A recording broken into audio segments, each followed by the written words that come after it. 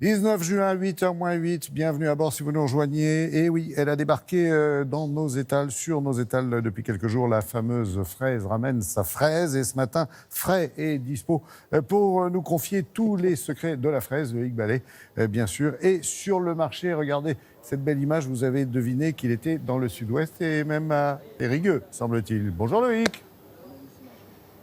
Eh ben oui, bonjour Laurent, regardez comme on est beau, regardez comme c'est beau cette place, on est place du Coderne, c'est le marché aujourd'hui le mercredi, alors forcément on est à Périgueux, Périgueux c'est dans la Dordogne, on est dans le Périgord blanc, alors je vous dis pas pourquoi le Périgord blanc, mais regardez ces façades avec cette pierre blanche, ça c'est les caractéristiques aussi de Périgueux avec cette cathédrale et puis cette rivière, l'île qui va traverser la ville, en contrebas, un peu plus bas de cette place, et puis surtout le Périgord et surtout Périgueux c'est la capitale de la truffe, c'est la capitale du foie gras aussi avec le canard, mais là cette fois ce n'est pas la saison de la truffe, c'est la saison de la fraise. Et vous l'avez dit tout à l'heure, on va parler de fraise, et pas n'importe quelle fraise, la fraise IGP, Indication Géographique Protégée, puisque le Périgord et la Dordogne, ça a été pendant presque 50 ans le premier département producteur de fraises. Il faut s'imaginer qu'avant la Seconde Guerre mondiale, on avait cette fraise-là, c'était la fraise sauvage, la fraise des bois. Voilà, on ne connaissait pas autre chose. Et puis, après-guerre, on a découvert, via la Bretagne, la grosse fraise,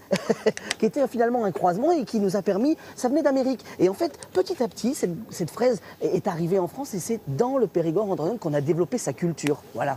Et donc, justement, quelle est sa particularité à cette fraise du Périgord ?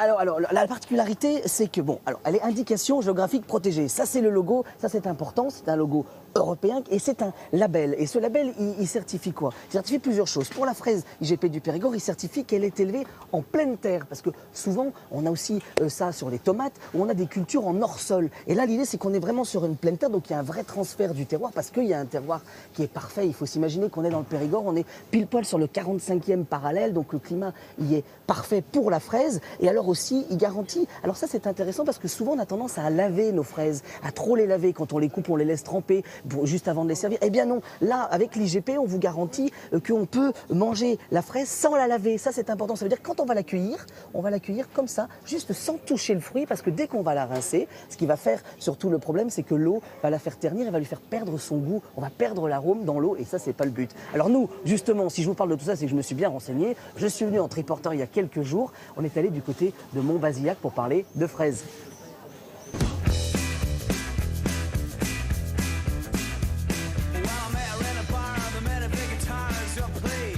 Et alors, pour trouver une fraise du Périgord IGP, direction le Périgord blanc, aux portes du Périgord pourpre, c'est là qu'on trouve la quarantaine de producteurs, dont Jean-Michel, chez qui on a rendez-vous.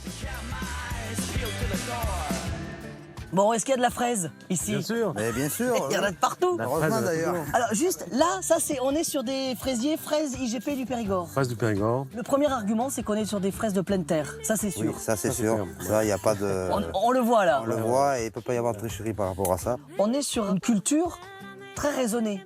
On parle D'agroécologie. Ça veut dire qu'il n'y a pas de traitement chimique. Donc les allées, c'est normal si on voit un petit peu d'herbe pousser. Oui, il y a la biodiversité, il y a la Donc faune. les fourmis, toutes ces petites bêtes qu'on voit se balader, c'est normal. C'est normal. Et c'est rassurant même. C'est normal et c'est rassurant. Pour les pousserons par exemple, parce que sur la fraise, c'est quand même l'ennemi numéro 1. On utilise des recettes de grand-mère, du savon noir par exemple, ça marcherait très bien. Ou éventuellement des huiles essentielles. On peut en goûter une petite là? Je la goûte. Voilà. Mais tout à fait. Ça va faire une de s'appelle moins pour la coopérative. un contrôle qualité. Voilà.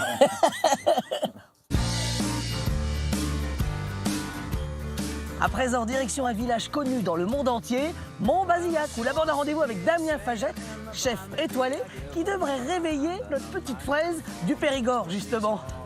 Là, face au château du village de Montbazillac, on va cuisiner les fraises. Alors là, c'est particulier parce que je crois qu'on va pas les faire sucrées, c'est ça? On va jouer un petit peu sur l'acidité de la fraise, on va l'associer avec un foie gras de canard poêlé, Ouais. Donc là aussi, c'est un IGP, le foie gras. tout comme les noix d'ailleurs. Ah oui, noix aussi, mais il n'y a que des IGP chez vous.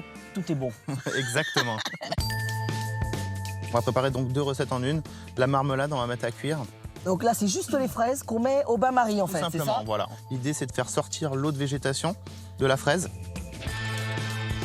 Ah oui, c'est vachement puissant, en fait. Hein. Ouais, on a beaucoup de goût une fois cuit. Donc là, on va y mettre un tout petit peu de Montbazillac. Cette eau-là, on va la coller à l'agar-agar. Et ensuite, voilà, on va s'en servir pour faire la gelée. Pendant ce temps, on a lancé notre foie gras. On le fait bien saisir. On a fait un pain aux noix. donc aux noix du Périgord forcément. Il est beau, hein. On l'a découpé très très fin à la trancheuse à jambon. D'accord. Et ensuite, on l'a roulé autour d'un moule et on l'a fait sécher au four pour avoir une petite huile croustillante aux noix. Je vous fais goûter juste la petite tuile, là, regardez. Ouais, ça a l'air bien bon tout ça. Ça a l'air bien bon. Ah oui. Oui, il ne faut pas en parler, il faut en manger en fait. C'est juste ça. Alors, comment c'est? C'est bon? Excellent. Excellent. Bon.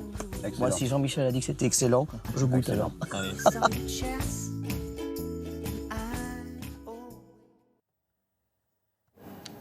Et regardez comme c'est beau. Alors moi, deux petites suggestions que je vous ai fait comme ça spontanément. La fraise, ça s'associe très bien avec une petite feuille de menthe. Ça, c'est plutôt pas mal. Vous y mettrez juste un petit peu de menthe au dernier moment. Et puis alors là, je vous ai fait une préparation un peu salée. Ça, c'est intéressant aussi. C'est fraises, fromage frais de chèvre. Ça, c'est Laure Fourgeau qui est une productrice de Dordogne. Et puis au dernier moment, on va y mettre juste une petite glace de basilic par-dessus. Regardez, ça, c'est Cyril Aberlan qui m'a donné l'idée hier soir en me baladant à Périgueux. Donc voilà. Et là, d'un coup, vous avez toute la fraise pour vous, IGP du Périgord. Indication géographique protégée. Merci beaucoup Loïc, merci aussi à toute l'équipe de Télématin qui vous accompagne et vous met en valeur dans votre joli blouson couleur fraise.